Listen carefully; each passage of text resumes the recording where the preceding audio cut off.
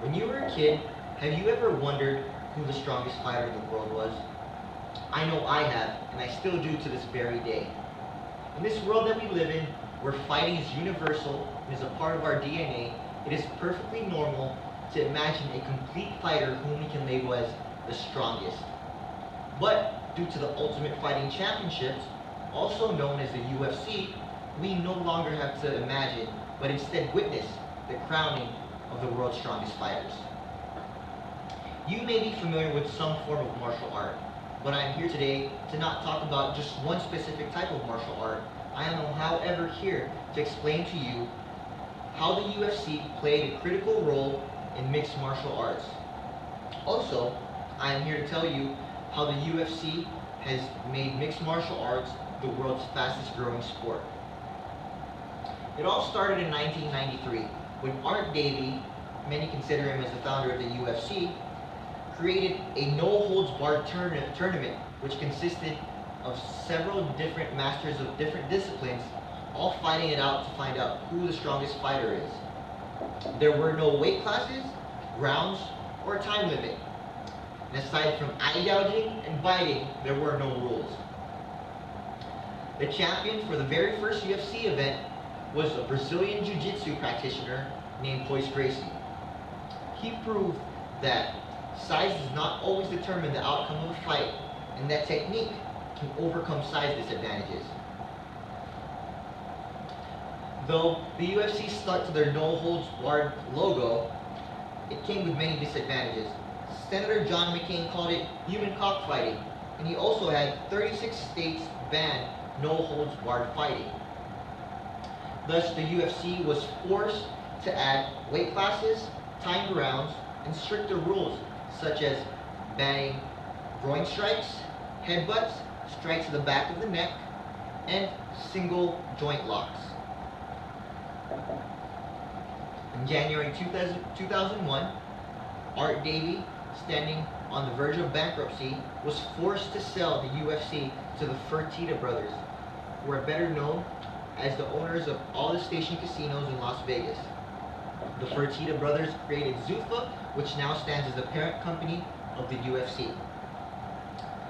Through the UFC struggles, but they were able to pull through because of greater advertising and corporate sponsorship.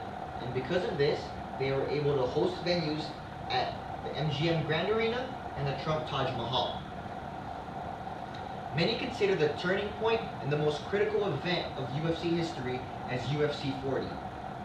Yahoo Sports, who is a writer, Dave Doyle, stated, UFC 40 was the glimmer of hope the Ultimate Fighting Championship needed. This point can be proven by the 150,000 pay-per-view buys and then UFC record gate of $1,540,000. John McCarthy also adds to this. He is the world's most recognized UFC referee, saying, "It was at UFC 40 when that show happened. I honestly felt like he was going to make it. Throughout the years, things were happening, and everything always looked bleak. It always looked like, this is it. This is going to be the last time. This is going to be the last year. But when I was standing in the octagon at UFC 40, the energy of that fight, it was phenomenal. And it was the first time I honestly said, it's going to make it."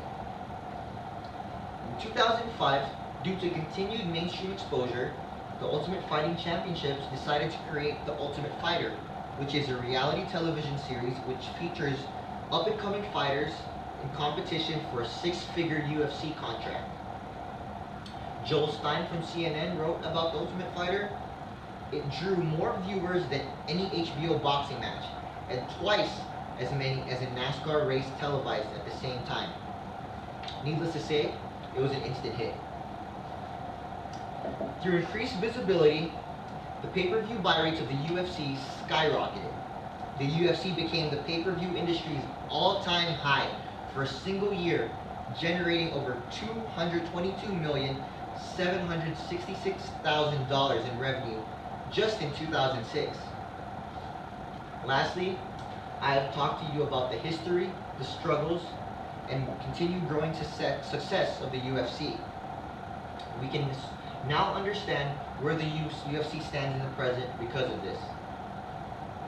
In a matter of only 4 years, ranging from 2007 to 2011, the UFC purchased and merged with Pride Fighting Championships, WEC, World Extreme Cage Fighting, and Strikeforce.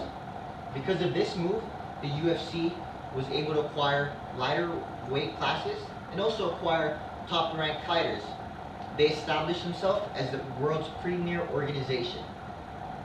Multiple websites, such as UFC.com and BleacherReport.com, state the fact that the UFC has transformed into one of the most productive sport companies in the US and stands as the world's leading MMA promoter.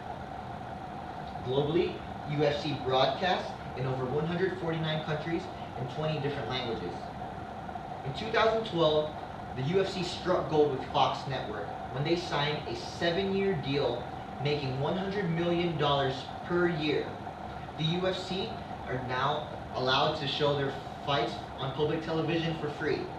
Because of this move, the UFC has dipped their feet into the mainstream network they have always longed for.